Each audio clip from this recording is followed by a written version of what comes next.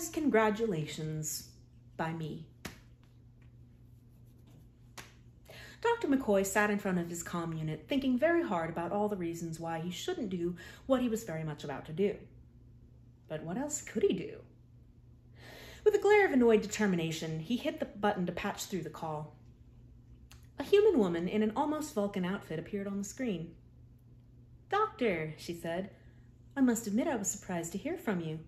To what do I owe the honor?" McCoy put on his best Southern gentleman smile. "Aside from the honor of seeing such a lovely lady as yourself?"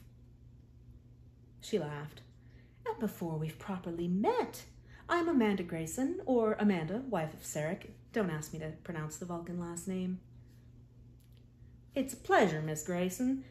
Dr. McCoy at your service." "Please, just Amanda. But I doubt you wanted to call only to make introductions, though I admit I'm at a loss to why else you might want to speak with me." "Yeah, about that." "Well, you see," said McCoy, not entirely sure he saw, "it's something of a medical consultation."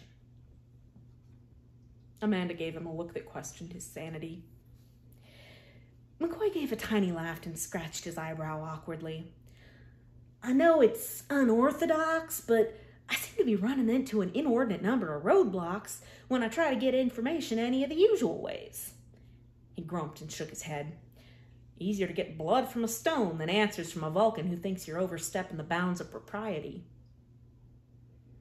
Amanda's eyebrows rose toward her elaborate headscarf. "You speak from experience, I see." "Well, yeah," said McCoy, and then tried very hard to make his phrasing as vague as possible, though it probably wouldn't help in the end. "There's this Vulcan patient, you see, and there was this incident that apparently involved Vulcan biology being profoundly self-defeating." "I see," said Amanda. McCoy sat back and draped his arm over the back of the seat with an exaggerated and entirely false air of casual interest. "See, I rather figured you might," he said, letting just a touch more drawl than usual into his voice. "Of course, it's not that I want to pry, but—" he shrugged with one arm. "But it's also my job to keep people from dying if I can help it. If this comes up again, I'd rather not be blinder than a bat in a blizzard. So you see my dilemma." "I do indeed," said Amanda. "Though, to be honest, I'm surprised you know enough to ask." She looked thoughtful for a moment. "Where to start? If I may make a suggestion, I'd like to know what the damn thing is called." "Didn't get that much, McCoy snorted. "What I got was some incredibly concerning endocrine readings and an invitation to a wedding." Amanda did a double take twice. "A wedding invitation?" McCoy panicked. Maybe they weren't on the same page? Amanda recaptured most of her composure and then nodded slightly. "I beg your pardon," she said. "When you said patient, I wasn't expecting that level of camaraderie." So your patient, your friend, must have at least let you in on the solution to the problem at hand." "I can put two and two together." "Well then," Amanda sat back for a moment. "To answer your first question, it's called Ponfar, and yes, it can be deadly." "Fantastic. So how often am I going to have to keep an eye out for soup throwing?" Amanda's eyebrows rose again, but she let the comment pass. "Around every 7 years. If this one involved a wedding, your friend will be presumably better prepared for next time, though." "If only it had ended in a marriage," scoffed McCoy without thinking. Amanda's expression screeched to a halt. "I'm sorry?" It said McCoy, trying to think of a graceful way to extricate his foot from his mouth. "It was, somewhat less than, a Vulcan wedding without a marriage?" said Amanda, looking alarmed. "Is your friend all right?"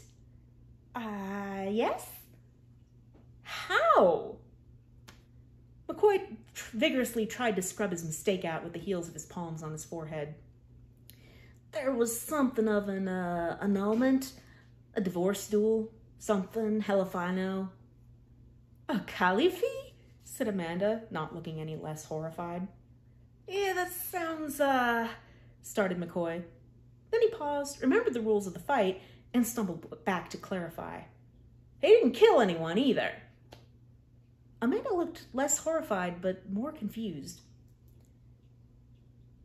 I mean, not for lack of trying. He definitely would have. Humans aren't exactly built for Vulcan, no offense. None take... human? The other fighter was human? Wasn't supposed to say that, said McCoy. Amanda shook her head disbelievingly. Was it you? No, he was, I was just watching. Amanda slowly shook her head. So, you have a Vulcan friend close enough to invite you to the Kunut Khalifi, along with another human friend. The Khalifi is actually called. Your human friend somehow ends up the champion and survives? Have I gotten this straight? I take it that's not how that usually goes? Not precisely, no. McCoy pinched the bridge of his nose. Look, he said, I didn't even mean to say any of that. All I really needed to know if there's anything I should do next time his endocrine system tries to murder him, especially if he hadn't managed to snag a spouse by then and goes into another murderous rage. About that? McCoy looked up. Please tell me that's a useful about that. Could be, said Amanda cheerfully, or it could make everything complicated. More complicated? Possibly. How in the name of my granny's fresh peach cobbler could this get more complicated? That depends on how straight your friends are. Is that a Vulcan term I don't know? Because, no, I mean heterosexual. Why would that? McCoy stopped. He replayed the images of the fight with a new filter, overlaid by every look that Kirk and Spock had ever exchanged in his presence. Oh, sweet, merciful, barbecued Hades. It sounds like you might have some use, then, for the information that, in the very few cases that this has come up in Vulcan legal history, the surviving combatants have been considered married to each other. McCoy sank back in his seat so hard he slipped halfway out of it. Anyway, that's how. I hope that's some help to you, but complicated. You weren't kidding, said McCoy. Amanda smiled a small but vibrant smile. Vulcans usually are, she said, but, well, it's really up to your friends now, isn't it? Yeah, said McCoy, assuming they ever managed to communicate this information. He looked up at the ceiling. And I get the distinct impression that I've just been assigned bearer of complicated news. If you think that's what's best. I don't, said McCoy sourly. I think it's what's only. He sighed and looked back up. Thank you. I never would have gotten a word of that otherwise. And I, of course, haven't heard a word you've said. Thanks, said McCoy with a nod. Wish me luck. McCoy stood awkwardly outside Kirk's quarters, where the computer had told him both of his unwitting targets were. Before he could think better of it, he hit the buzzer. Come? The door slid open way too soon. McCoy stepped in to see Kirk and Spock sitting on opposite sides of a chessboard with only a few moves on it. Bones, said Kirk. To what do we owe the pleasure? Oh, said McCoy, trying to sound nonchalant and failing.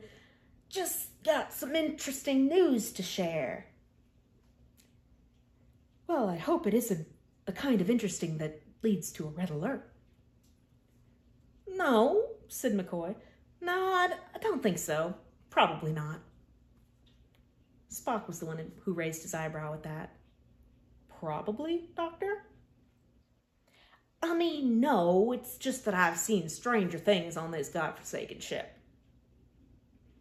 What was your news? Said Kirk.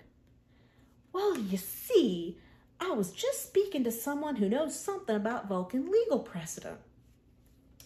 Spock suddenly managed to look extremely uncomfortable without actually having moved a muscle. Kirk frowned. And that qualifies as news?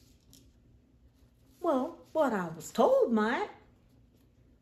Doctor, do you really think this is necessary?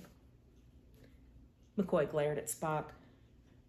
Guess I was 2 for 2 here.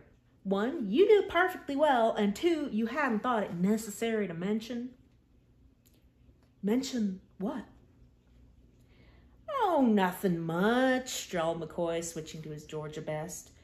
Just thought I'd come offer my congratulations. Kirk tilted his head. Your congratulations? Doctor? Why, on y'all's recent marriage, of course. A greenish tinge was working its way up from under Spock's collar when they both turned to look at him. Spock? It is technically the case that surviving combatants of a Khalifi are considered spouses on Vulcan. However, human custom and Federation law... Oh, Kirk interrupted. I suppose that explains the sex. Spock turned even greener, at which McCoy couldn't even properly appreciate because he was busy forgetting how to breathe. I guess y'all had me worried for nothing, he muttered, turning on his heel. I'm just gonna go pretend I never got it in my head to barge in here. I call dibs on you as best man. The closing door blessedly cut off any need for a coherent response. Dr. McCoy paused to gather his last 2 wits, shook his head, and slowly let himself smile. The end.